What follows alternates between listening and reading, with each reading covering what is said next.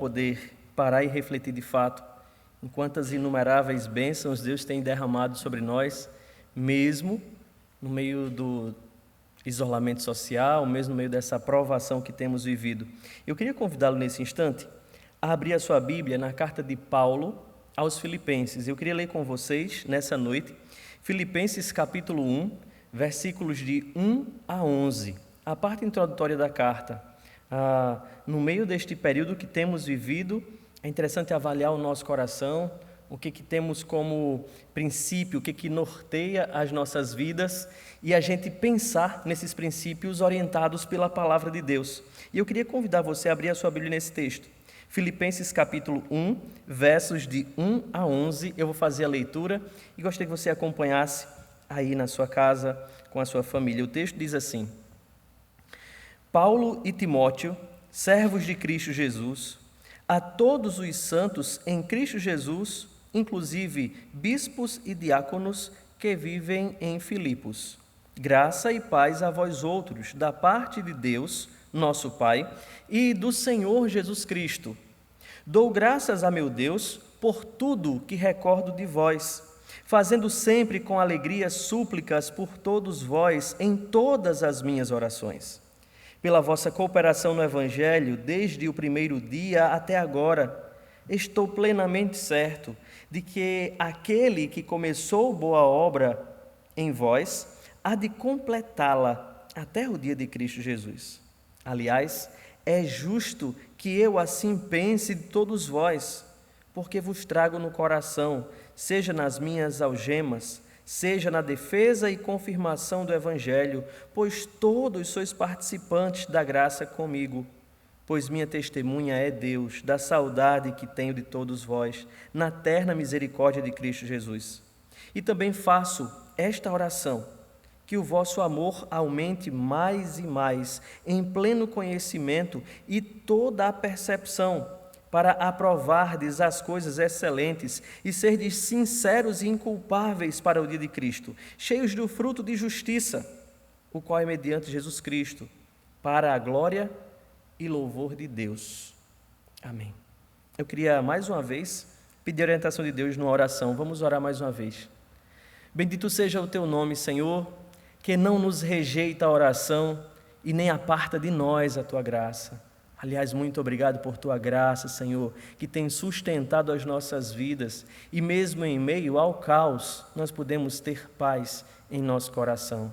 Ó Deus, nesse instante que lemos a tua palavra, o desejo do nosso coração é ter dela, Senhor, a clareza, a orientação, Pai, é ouvi-la falar ao nosso coração. Por isso te pedimos, Senhor, vem em nosso socorro, fala conosco pela tua palavra, orienta-nos. Em nome de Jesus. Amém.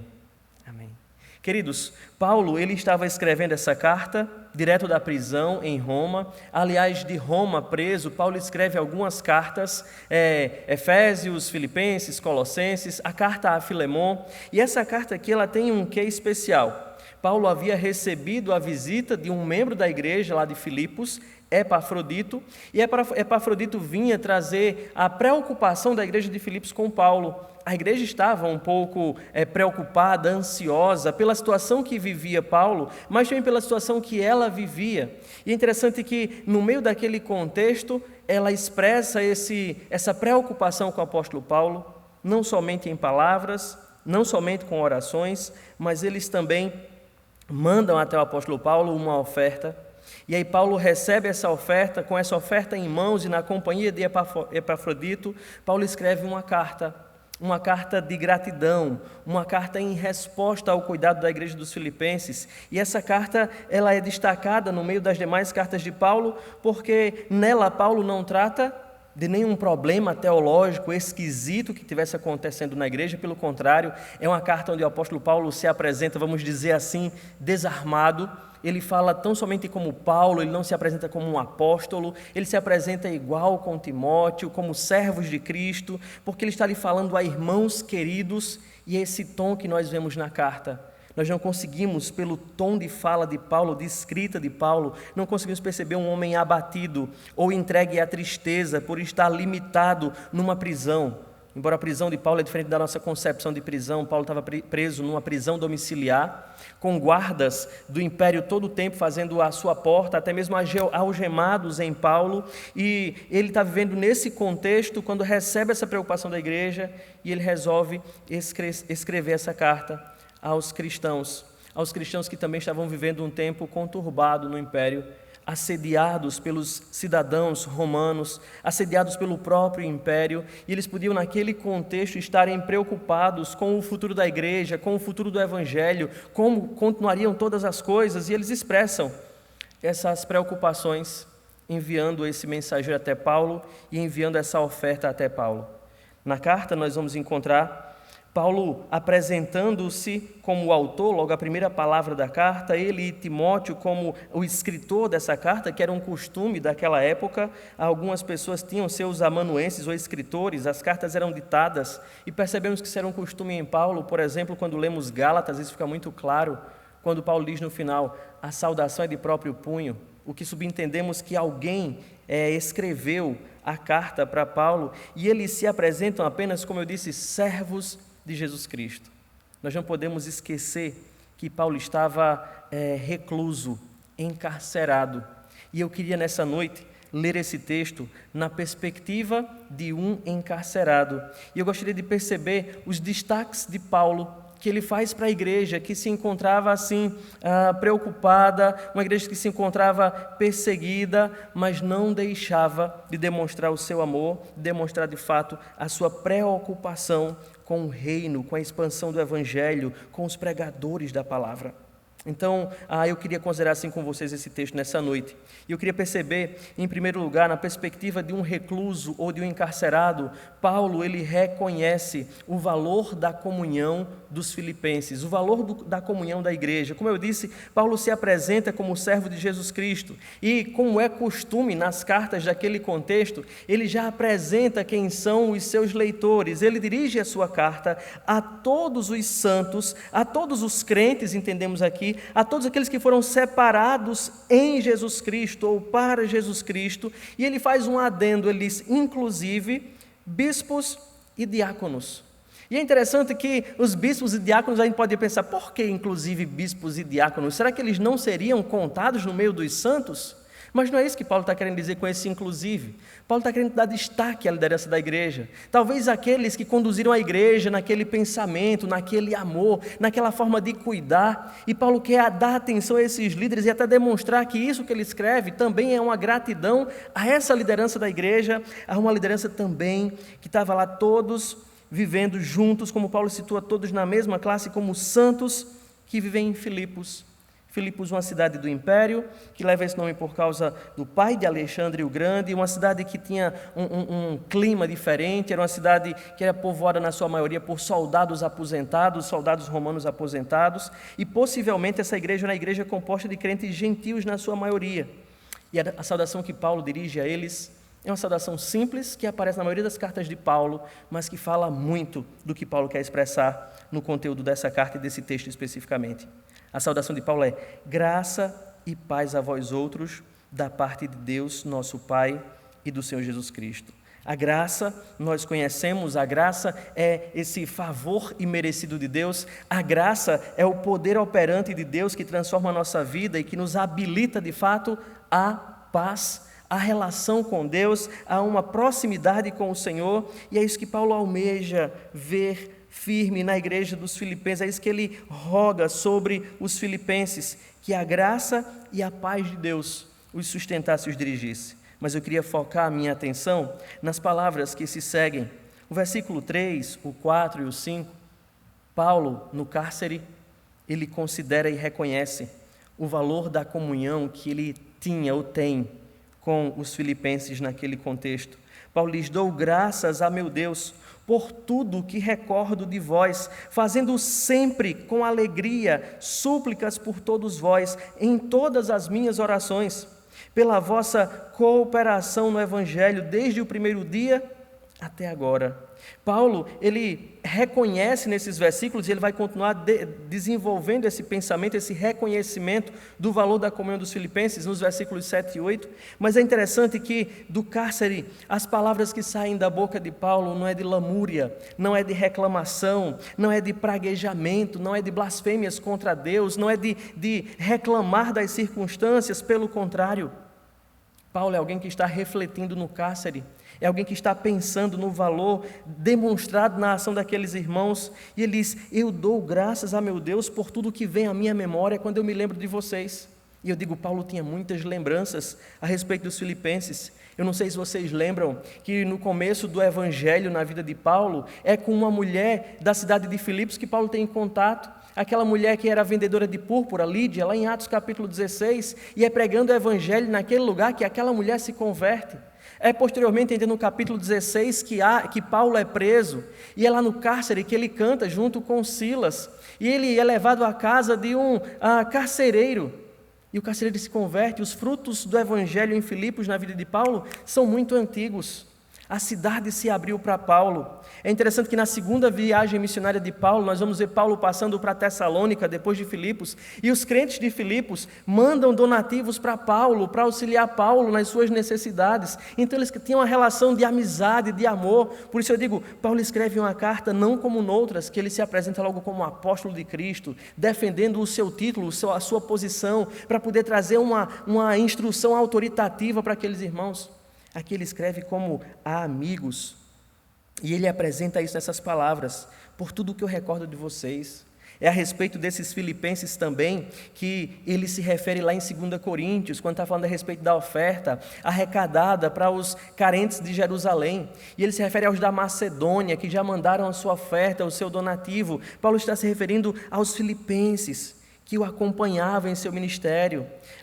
Paulo conhecia os filipenses de longas datas, e ele está rememorando cada situação, cada necessidade suprida, cada oportunidade que teve de viver. E é isso que ele diz: quando eu recordo de vocês nas minhas orações, pela cooperação no Evangelho, desde o primeiro dia até agora. Paulo trazia boas memórias no coração a respeito daqueles irmãos. Ele diz no versículo 7, aliás, é justo que eu pense assim, porque a nossa comunhão, ela é firme nessa cooperação do Evangelho. Essa comunhão se faz nessa cooperação pelo Evangelho, é uma cooperação de comunhão mesmo, de compartilhar mesmo, é uma comunhão de fé, nós cremos no mesmo Evangelho, é uma comunhão firme, é uma comunhão que está fortalecida. E ele diz, aliás, é justo que eu pense assim de todos vocês, porque eu vos trago no coração. Ele diz, eu vos trago no coração, seja nas minhas algemas, seja na defesa e confirmação do Evangelho. Paulo estava vivendo dias difíceis no cárcere, privado de fazer o que ele mais gostava de fazer, ou o que ele havia dedicado a sua vida para fazer, que era de cidade em cidade, pregar o Evangelho, abrir igrejas. E agora, por causa do Evangelho, Paulo estava limitado fisicamente naquele lugar, naquela casa. E ele disse, nas minhas algemas eu posso contar com vocês, como se vê. Também na defesa e confirmação do Evangelho. Paulo falava da mesma coisa, a sua atividade de pregar o Evangelho, eu também posso contar com vocês. Sabe por quê? Porque vocês são participantes comigo da graça. E essa graça nós podemos entender, a graça salvífica, a graça do Evangelho, mas não somente isso, a graça de padecer por causa do Evangelho, porque lembremos-nos do contexto, os filipenses também estavam sendo assediados pelo império, assediados pelos cidadãos de suas cidades, pressionados, espoliados. Eles não estavam padecendo por causa de Cristo. E Paulo lembra-se dessa comunhão. Ele diz, pois Deus é testemunha da saudade que eu tenho de todos vós, na terna misericórdia de Cristo, ou no amor de Jesus. Paulo amava os filipenses com o amor cristão, e os filipenses demonstravam tal amor para com o apóstolo Paulo, não só de palavras, mas como podemos ver no conteúdo dessa carta, eles demonstravam com ações concretas, demonstrando genuíno cuidado, demonstrando genuíno amor para com o apóstolo Paulo. E é isso, pois Deus é minha testemunha. Deus é arrogado agora para testemunhar o que Paulo sentia no seu coração, o que Paulo nutria com relação àqueles irmãos. E é interessante nós olharmos para a força da comunhão que o Evangelho nos coloca. Nós somos alcançados pela graça salvífica de Deus, e essa graça transforma as nossas vidas. O poder do Evangelho nos insere numa nova família, e nessa nova família nós temos tudo em comum, fazemos parte do mesmo corpo, somos colocados numa aliança, num só povo. Como ele diz escrevendo aos Efésios, as paredes que separavam agora nos une, nós somos uma família em Cristo, temos Deus como nosso próprio Pai. E Paulo está afirmando isso aqui agora, trazendo Deus como testemunha. Aliás, Paulo, no cárcere, ou encarcerado, ele não só reconhece o valor da comunhão dos filipenses, ou o valor da comunhão da igreja, mas Paulo no cárcere, em segundo lugar, ele reconhece o governo soberano de Deus. Ele reconhece que aquilo que o acometeu, aquela prisão, ele reconhece que aquela perseguição sobre a igreja espalhada pelo império faz parte dos planos de Deus e que Deus não está alheio àquilo. E com essas palavras ele traz consolo ao seu próprio coração, bem como consola os filipenses ao lerem sua carta. Paulo, ele diz no versículo número 6, que eu pulei propositadamente na hora que estava lendo. Ele diz: eu estou plenamente certo de que aquele que começou a boa obra em vós há de completá-la até o dia de Cristo Jesus. Essa era outra razão pela qual Paulo era agradecido pela vida dos filipenses. Paulo reconhecia que a fé dos filipenses era genuína e de que Deus era que havia transformado os filipenses, Deus é que havia os trazido para a prática deste amor, para esta comunhão. E ele diz: é outro motivo pelo qual eu sou grato pela vida de vocês, é porque Deus começou uma obra em vocês desde aquele primeiro dia. Mas eu reconheço que essa obra não vai ficar pela metade, porque Deus não inicia a obra para deixar pela metade. Deus não abandona os seus propósitos, pelo contrário, Ele leva a bom termo, Ele conclui as suas obras, e eu estou plenamente certo de que Ele há de completar essa obra até o dia de Cristo. Com essas palavras, Paulo está dando graças a Deus pela vida dos filipenses, como ele faz nesse texto todo. Ele é agradecido, mas ele também traz essa palavra de ânimo e de conscientização aos filipenses, do Deus que sustenta todas as coisas, do Deus que tem um propósito soberano em cada coisa, como o Luciano citou aqui, antes de cantar, Romanos 8, versículo 28, lembrando que Deus tem um propósito santo em todas as coisas, e que todas as coisas cooperam para o bem daqueles que o amam.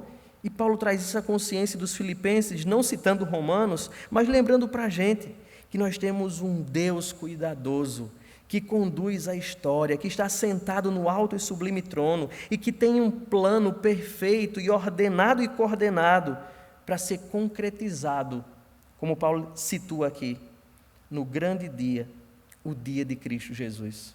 O Senhor Deus, Ele tem a história em suas mãos. Nós sabemos que Deus é atemporal, Ele contempla a história de fora dela, mas Ele mesmo ordena todas as coisas, como podemos perceber no Salmo 139, quando somos lembrados que os nossos dias foram escritos e determinados, quando nenhum deles havia ainda.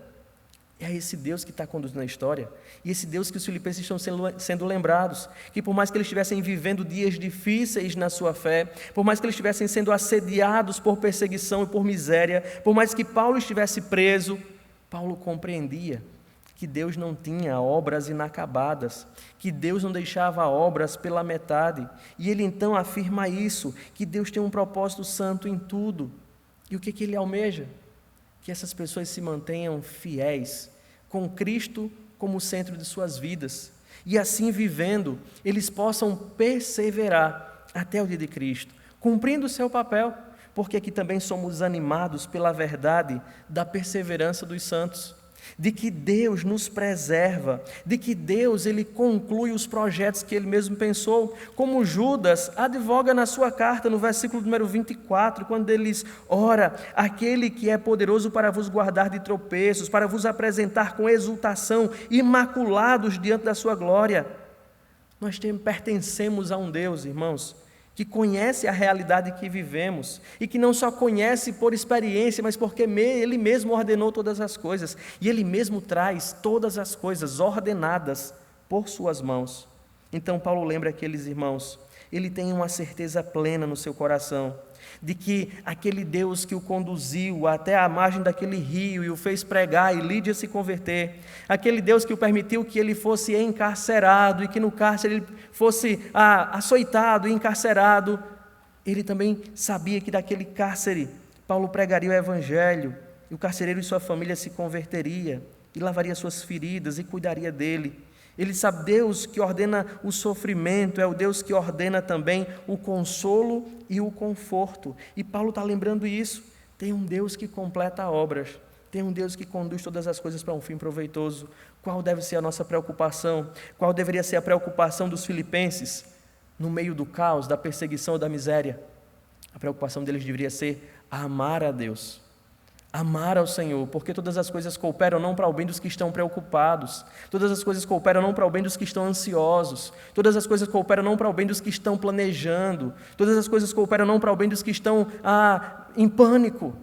Pelo contrário, todas as coisas cooperam para o bem dos que amam a Deus, daqueles que permanecem firmes no propósito do Senhor. E é desses que Paulo está se referindo, que está plenamente certo, de que o Deus que começou a obra há de completá-la até o dia de Cristo Jesus. Irmãos, Paulo do cárcere, Paulo privado fisicamente de sair para alguns lugares, recluso, ele reconhece o valor de estar ou fazer parte de uma igreja. Ele reconhece o valor de ser amparado por irmãos. E esse reconhecimento de Paulo, como nós vemos no versículo 5, levou ele à oração, à intercessão, à entrega da vida dessas pessoas na presença de Deus. Paulo do cárcere, ele pronuncia palavras que reconhece um Deus que ordena todas as coisas, um Deus que conduz todas as coisas, um Deus que não perde o controle da situação. Mas a palavra ainda ele tem um tom mais que traz responsabilidade para nós. Os versículos 9 a 11, a parte final do nosso texto, o apóstolo Paulo ele demonstra um outro reconhecimento, ainda em palavras de oração, como ele faz nos versos 3 e 4, com alegria ele faz súplicas. Que súplicas Paulo faz? O versículo 9 lembra para a gente que súplica é essa. E há um terceiro reconhecimento de Paulo no cárcere, ou de um encarcerado. Ele reconhece a necessidade de progresso. Os filipenses, eles não se sentiram ofendidos por Paulo dizer isso, porque Paulo já tinha demonstrado toda a admiração que tinha pelos filipenses, ele já tinha demonstrado todo o amor que tinha pelos filipenses, mas ele agora vai lembrar no versículo 9, dizendo: e também faço esta oração. Qual oração? Que o vosso amor aumente mais e mais, em pleno conhecimento e toda percepção, para aprovardes as coisas excelentes e serdes sinceros e inculpáveis para o dia de Cristo, cheios do fruto de justiça, o qual é mediante Jesus Cristo, para a glória e louvor de Deus. Paulo agora faz uma oração, de fato, nessa demonstração de gratidão, ou nesse reconhecimento de um encarcerado. Ele reconhece que, por mais que as circunstâncias estejam difíceis, por mais que ele sinta saudade e vê muito valor na obra realizada pelos seus irmãos e companheiros, ele reconhece que esses irmãos e companheiros, eles têm necessidade de continuar progredindo em amor, de continuar progredindo em conhecimento, de continuar progredindo em percepção. E que fantásticas essas palavras do apóstolo Paulo. Que amor é esse que Paulo chama a atenção aqui? Que amor é esse? E esse amor é o que Paulo tem experimentado por parte da visita que ele recebeu de Epafrodito. Era o cuidado, era o ágape presente aqui, era o amor dos irmãos por decorrência do amor de Deus derramado em suas vidas. Esse amor deveria continuar progredindo, esse amor deveria continuar crescendo, e esses irmãos deveriam exercitar a sua fé, a sua santidade, eles deveriam continuar vivendo para a glória de Deus. E a oração de Paulo é que vocês não estejam conformados com o que vocês têm feito, mas vocês possam continuar sendo aperfeiçoados no corpo, na comunhão, progredindo em amor, e que esse amor aumente mais e mais. A ideia não é que eles se afogassem com o seu próprio amor, mas que esse amor crescesse a um ponto de que mais pessoas fossem alcançadas por essas demonstrações de amor, por mais pessoas fossem alcançadas por esse cuidado da igreja dos filipenses, que por mais que eles estivessem vivendo dias difíceis, por mais que eles estivessem vivendo sofrimento, eles pudessem ver nesse momento da vida deles também uma oportunidade para exercitar esse amor, para dilatar e expandir esse amor.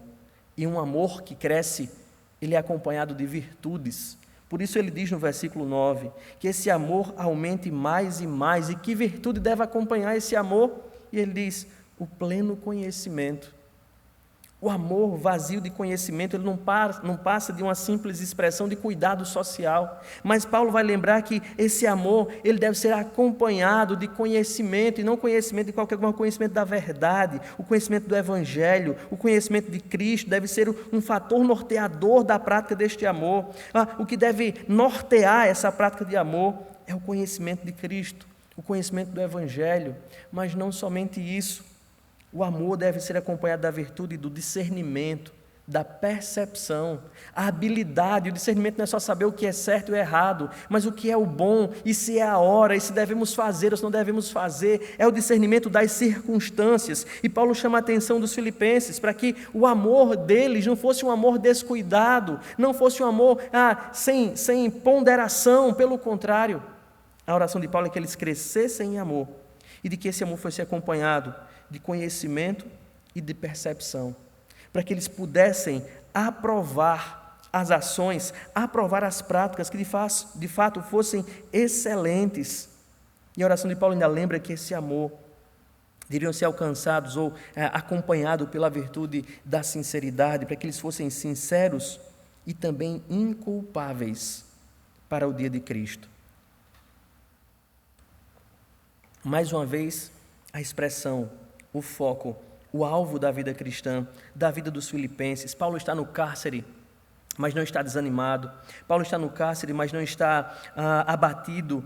Pelo contrário, arde em suas palavras a expectativa pelo grande dia do Senhor.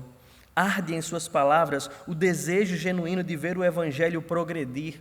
Arde em suas palavras o desejo de ver a igreja progredir em vida cristã, em amor cristão. E eles para que vocês sejam cheios do fruto de justiça. E como é que eles podiam viver esse amor pleno, esse conhecimento pleno, essa percepção ou esse discernimento pleno? Como é que eles podiam viver como inculpáveis? Ele vai lembrar, o qual é mediante Jesus Cristo, somente pela obra de Jesus Cristo. Paulo reconhece a necessidade dos filipenses de não se deixar abater pelas circunstâncias. Paulo reconhece a necessidade de que os sofrimentos não fossem um fator arrefecedor da vida cristã daqueles irmãos. Ele lembra que em Cristo eles poderiam continuar crescendo mais e mais em amor, expandindo em conhecimento, em discernimento, como pessoas sinceras e inculpáveis no que faziam, provando de fato das coisas excelentes no serviço do Senhor. Paulo reconhece, irmãos, do cárcere, que os sofrimentos não devem parar o progresso na vida cristã. Esse texto, quando meditava nele essa semana e compartilhei esse texto com os meus irmãos, que estou responsável pelas pequenas devocionais que fazemos durante a semana, esse texto falou muito ao meu coração. E eu fiquei nos vendo como pessoas que estamos privados dessa locomoção, desse viver socialmente. Estamos privados de encher esses bancos, e eu digo a vocês, é tão esquisito pregar aqui sem ver vocês sentados aqui. Estamos privados uns dos outros, e muitas vezes nós ficamos abatidos, desanimados, desencorajados a ler a nossa Bíblia, a demonstrar carinho pelos irmãos, a de fato orar, a viver a nossa fé, como se isso fosse de fato um empecilho para a nossa relação com Deus. Essas palavras de Paulo aos Filipenses, elas se configuram como um desafio para as nossas vidas. E eu queria pensar nesses desafios com vocês, nesses dias que estamos vivendo nesse isolamento social, nesses dias que estamos distantes fisicamente uns dos outros. Isso não quer dizer que estejamos distantes emocionalmente ou sentimentalmente uns dos outros. Olhemos para o apóstolo Paulo, que estava vivendo esses dias de reclusão, de prisão, e Paulo, ele trazia boas memórias do convívio que tinha com os irmãos, do que ele pôde desfrutar com aqueles irmãos. Paulo reconhecia a comunhão que tinha com eles no Evangelho, a comunhão no Espírito, a comunhão de fé, a comunhão no serviço, a comunhão em todas as áreas da vida. E Paulo, quando eu paro para lembrar de vocês, irmãos, para pensar em vocês, eu lembro com muita alegria. Isso me leva à oração, porque eu trago vocês no coração. E as palavras do versículo 7 têm um tom emocionado. Aliás, é justo que assim eu pense de todos vocês, porque eu trago vocês no coração, eu sinto saudade de vocês. E eu acredito que esse é o sentimento que cada um de nós temos sentido nesse período, é o sentido de saudade, do sentir falta, do estarmos juntos. Paulo lembrava dos irmãos, mas Paulo não desanimava por não ter a oportunidade de estar novamente em comunhão com os irmãos. Pelo contrário, Paulo orava por esses irmãos. Mais na frente ele vai dizer que esse tempo que ele está privado não era um tempo que trouxesse vergonha para ele, pelo contrário, ele nutria esperança no coração de que passaria e de que ele teria nova oportunidade. Irmãos, não nos deixemos abater nesses dias de isolamento social. Demonstre o seu amor e o seu carinho pelos seus irmãos, pelos seus grupos e ministérios de outro modo. Ligue, mande uma mensagem no WhatsApp, mande um e-mail, mande uma carta. Faça alguma demonstração para as pessoas que é importante para você, para que saibam que, por mais que estejamos separados socialmente, nós temos algo maior que nos une. A nossa comunhão não se limita a esse espaço físico que agora está vazio. Não! A nossa comunhão tem laços muito mais fortes. E esse é o nosso grande desafio, é ver a comunhão à distância esses dias, e não perdermos e deixarmos que os nossos laços se quebrem, mas lutarmos juntos como um só povo, lutarmos juntos pelo Evangelho, testemunharmos Cristo. Esse é o nosso grande desafio durante esses dias como cristãos, como pessoas unidas pela fé. Mas eu digo não somente isso. As palavras de Paulo, elas não têm tom negativo, como eu já disse, nem de lamúria. Pelo contrário, as palavras de Paulo denotam confiança num Deus que conduz todas as coisas para um fim proveitoso. Porque aquele que começou a boa obra em vós, há de completá-la até o dia de Cristo Jesus. Deus não abandonou o seu plano, o seu projeto. As pessoas estão se perguntando, cadê Deus? E que aquelas pessoas que conhecem a Deus sabem que Ele está sentado no seu alto e sublime trono, e de que as circunstâncias aqui na terra não abalam o seu governo, o seu poder, o seu plano, o seu projeto. Deus está, irmãos, como nós já ouvimos aqui deste púlpito, concretizando as suas promessas. Deus está agindo, punindo, Deus está chamando a atenção, Deus está nos exortando para que possamos, de fato, direcionar nossa fé sinceramente, sem hipocrisia, vivermos de modo, como diz aqui no final, com discernimento e conhecimento, inculpáveis para o dia de Cristo. Eu queria desafiar você a trabalhar o seu coração a verdade da soberania de Deus, a ler a Escritura, a ler bons livros a respeito desse assunto e descansarmos num Deus poderoso, que tem um propósito santo e que conduz todas as coisas para um fim santo, como é o seu ser, e para a glória do seu próprio nome. E eu queria lembrar, por fim, trazer esse desafio para a gente. Esses dias de isolamento familiar, desse isolamento doméstico, não devem servir de desculpa para a gente se entregar à preguiça, à ociosidade, a um descanso pecaminoso. Esses dias, como Paulo está desafiando os filipenses e orando por eles para que o amor deles aumente mais e mais, se configurando um desafio para a gente também. Não é tempo de ficarmos em casa, sentados, esperando o tempo passar. É tempo de agirmos, de aproveitarmos as oportunidades, de fato, exercitar o amor cristão nas mais diversas formas, isso seguido de conhecimento, seguido de discernimento, como o apóstolo exorta aqui a igreja. Nós precisamos, irmãos, sim, agora colocar em prática a nossa fé e aproveitar esse tempo e exercitar de fato o amor, socorrer os necessitados, amparar os fracos, orar uns pelos outros, demonstrar amor cristão nessa situação. Eu queria desafiar você a sair dessa sua zona de conforto e a pegar seu telefone e ligar para alguém, a compartilhar um bem, a compartilhar um serviço, a compartilhar uma possibilidade, isso com responsabilidade, com cuidado devido. Eu queria que você se incomodasse no seu lugar e pudesse não só se lamuriar e reclamar, olhar para o exemplo de Paulo e reconhecer com alegria que Deus tem um propósito santo em tudo que Ele faz, inclusive no sofrimento. Não é à toa que Tiago diz, irmãos, tenham por motivo de toda alegria o passar por várias provações, porque a nossa fé, uma vez confirmada, ela produz então essa perseverança. Ela tem uma ação misturando as palavras de Paulo com as de Tiago.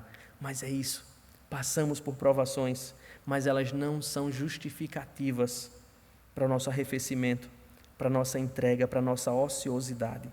Eu digo que Deus tenha misericórdia de nós e que nós possamos olhar para a palavra de Deus como fonte de alimento, mas também como fonte de exortação a não nos conformarmos com a calamidade, mas em meio à calamidade, buscarmos força no Senhor soberano e glorificarmos a Ele com as nossas vidas, com as nossas ações, demonstrando verdadeiro amor cristão. Que Deus tenha misericórdia de nós e nos use. Eu queria convidar você à oração nesse instante e a orarmos pedindo graça a Deus para nossas vidas, para vivermos reconhecendo essas coisas que aqui foram destacadas nessa noite. Orarmos pedindo graça a Deus pelos nossos irmãos que estão impossibilitados de sair de suas casas de verdade, por fazerem parte de grupos de risco, por estarem impossibilitados já por estarem doentes, ou então aqueles que estão trabalhando muito. Lembrem-se da comunhão que vocês têm, alegrem-se e orem uns pelos outros. Vamos fazer isso agora. Nosso Deus santo e soberano, obrigado, Senhor, porque o Senhor é sábio e conduz todas as coisas sabiamente. Nós, como homens limitados, pecadores e imperfeitos, não conseguimos perceber com clareza, Pai, todas as coisas, mas descansamos em Ti, porque sabemos quem o Senhor é. E nessa noite te pedimos graça para as nossas vidas. A graça, Deus, de não nos entregarmos ao desespero, ao medo ou ao desânimo, Senhor. Pelo contrário, ao trazer a lembrança às Tuas misericórdias, a graça de fazermos parte de um corpo, possamos ter o nosso coração animado, Senhor, a orar uns pelos outros e a sentirmos de fato falta da comunhão física uns com os outros e contigo. Ó Senhor Deus, sustenta as nossas vidas na Tua presença e faz com que o nosso coração descanse em Ti e possa ser amparado pela certeza de que o Teu poder não é abalado e que o Senhor Deus está no controle de todas as coisas. E que essa percepção, que esse entendimento nos leve, Senhor, à efetividade da nossa fé. Que não nos entreguemos ao ócio, nem à preguiça, mas que possamos crescer em amor, Senhor, expandir a nossa prática de amor, com conhecimento, com discernimento, com integridade, para que o nome do Senhor seja engrandecido por nossas vidas, para que o Evangelho seja testemunhado em meio ao caos, que o Teu nome, Senhor, possa ser glorificado pelo testemunho da igreja, que Teus servos individualmente possam sentir no coração a responsabilidade, o privilégio, o amor de fazer parte do corpo do Senhor, de ter comunhão com a igreja, de fazer parte do Teu povo, de pertencer ao Senhor. Muito obrigado pela vida do apóstolo Paulo, muito obrigado pela Tua palavra, Senhor, que aqui lemos, obrigado pelas aplicações que dela podemos tirar para as nossas vidas, que o Senhor nos encoraje a viver deste modo, que o Senhor nos encoraje aqueles servos Teus, Senhor, e todos aqueles que estão empenhados no serviço aos doentes, aos enfermos, Senhor, aqueles que foram acometidos ou alcançados, Senhor, por esse vírus. Sustenta os médicos, Senhor, sustenta os enfermeiros, os terapeutas, Senhor, todos os profissionais de saúde, aqueles que estão na parte administrativa, aqueles que estão montando estratégias, aqueles que estão pesquisando, que o Teu Santo Espírito venha em socorro. Ó Pai, vem em socorro da vida dos nossos irmãos, aqui da nossa congregação. Pai, seja com a vida de cada um deles. Te pedimos, Senhor, pelos nossos irmãos, sustenta-os, livra-os do mal, Senhor. Te pedimos pelas famílias que têm sido alcançadas por essa peste, Senhor, que o Senhor Deus tenha misericórdia, que o Senhor Deus traga, ó Deus, alento aos corações, que haja paz nos corações, que haja uma esperança, ó Deus, nos corações, que haja, ó Deus, segurança de que todas as coisas cooperam para o bem daqueles que vivem para o amor do Senhor, daqueles que Te amam, Senhor Deus. Abençoa a nossa igreja, sustenta a nossa comunhão, mesmo que estejamos impedidos momentaneamente de vivê-la fisicamente aqui neste lugar, mas que possamos ter a certeza de que o amor do Senhor é quem nos une e que o serviço uns aos outros é a demonstração desse cuidado Teu. Sustenta a vida dos nossos pastores, Senhor, sustenta a vida dos nossos diáconos que têm feito um trabalho excelente, seja com nossos presbíteros, dá sabedoria a eles, Senhor. Sustenta o Teu povo espalhado na face da terra. Cada um desses irmãos, Pai, que ouviram esta palavra, que nessa noite sejam encorajados a viverem efetivamente a sua fé. Em nome de Jesus. Amém.